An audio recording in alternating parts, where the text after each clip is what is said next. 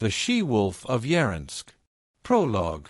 In the heart of the Siberian winter, when the snow covers everything with its shining mantle, and the wind blows through the trees like an unseen call, the legend begins to take hold, and the village of Yaransk, hidden between mountains and endless forests, people spoke in whispers about a mysterious presence that walks among the shadows of the night. It is said that every full moon night, a white silhouette slithers through the silent snow, with light steps and eyes sparkling like the northern lights. She was the she-wolf of Yaransk, the being who lived between two worlds, man and wolf, love and instinct, light and shadow. This story begins with Sayan, the sister of 𝖭𝖃 and 𝖭𝖃, who chose to remain between the worlds. The spirit of the forest offered her the gift and the curse, to be a man by day and a she-wolf by night, to feel the beauty and fragility of humanity, but also the strength and freedom of the wild beast. This choice transformed her into a living legend, a symbol of the impossible balance between wildness and love. Each of her steps carried the burden of desires and instincts, and each look hid the pain and passion of the entire world. After the breakup of the pack and the sacrifices that marked her past, Sayan left her native forests and arrived in Yaransk, hoping to find human peace. But the village's tranquility would never be complete. Tonight, her presence transformed the tranquility into mystery, and during the day, her beauty dazzled the gazes of those who met her. It is said that those who looked into her eyes for too long felt that they saw the love and pain of the world, mixed in a way that neither man nor wolf can comprehend. The legend speaks of forbidden love and sacrifice, of fear and fascination, of a fragile balance between man and nature. Sayan was not just a she-wolf or a woman, she was the bridge between two worlds, a warning and a blessing.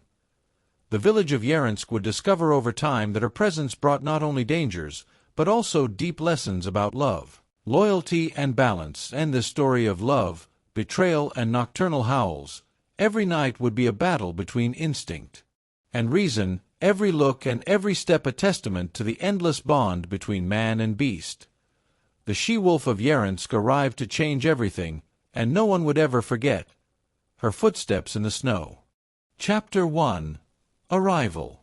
The night Sayan arrived in Yaransk was an icy one. The flakes were falling large, heavy, like petals of white ash, and the wind was making the shutters of the houses creak, and the middle of the village, a small inn, made of black wood, cast a faint light through windows.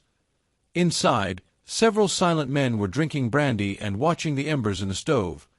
The door suddenly opened, and she appeared in the doorway, a young woman with snow-covered hair, her cheeks red from the cold, and her eyes shining strangely in the dim light of the lamp. Her fur coat made her look more like a forest creature than a woman. She approached the counter, and the men stopped talking. "Have you lost your way, girl?" asked an old man with a hoarse voice. "I'm looking for shelter. For a while," she answered simply. Her voice was soft, but there was something hypnotic, a musicality that made the inn fall silent for a few moments. The old owner, Anfisa, approached, measuring her with her eyes. "Are you alone?" "Yes." "Do you have money?"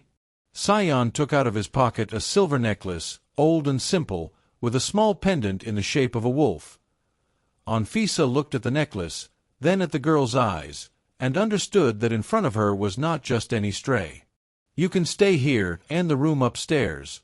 But don't go out at night. It's not good to walk through the forest when the moon is full," the woman said, making the sign of the cross. Sayan smiled weakly. "Don't worry, I'm not afraid of the moon." That night, when everyone had fallen asleep, Sayan got out of bed and approached the frozen window. Outside, the forest trembled in the wind. She felt her call, an old, familiar voice. And, without realizing it, she began to tremble. Deep inside her body, her blood boiled, burning her from the inside. A flash of light pierced her skin, and for a few moments she saw her fingers contort, sharp nails sprout. She leaned against the windowsill and closed her eyes. She resisted. The transformation stopped. Not here. Not yet. In the morning, the village woke up covered in fresh snow. Sayan went down, drank some hot tea, and offered to help with the inn's chores. The women looked at her with distrust. the men with a mixture of desire and fear. There was something about the way she moved, an inhuman, feline grace that attracted glances and unsettled hearts. Later, at the fountain, a child approached her, fascinated by her silver hair. "Are you a witch?" he asked. "No, little one, I am just a woman who came from the forest."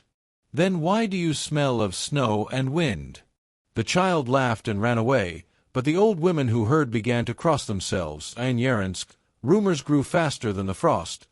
That afternoon, Sayan saw Ilya for the first time. He was working at the woodcutter, his arms bare, his breath steaming in the icy air. When their eyes met, time seemed to stand still. She felt a thrill she hadn't known in a long time. It wasn't the call of the wolf, but something deeper. The call of the heart. "You're new around here," he said, approaching. "Yes. Just passing through. No passers-by stop in Yaransk in winter. Maybe I'm looking for something other than the road." Ilya smiled, not fully understanding the meaning of her words. That moment, a warm, human light lit up in Sayan's eyes. Part of her wanted to stay, just be a woman. But when night came again, and the moon rose over the rooftops, Sayan knew that the silence was just an illusion. Her body was gripped by heat, an old pain woke up in her bones, and the scream, the one she had kept inside, escaped her lips.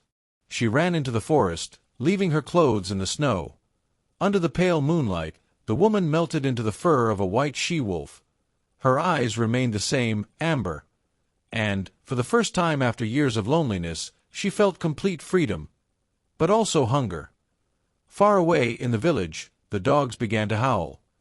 People locked themselves in their homes, and Anfisa whispered an old prayer, remembering the warning from her youth.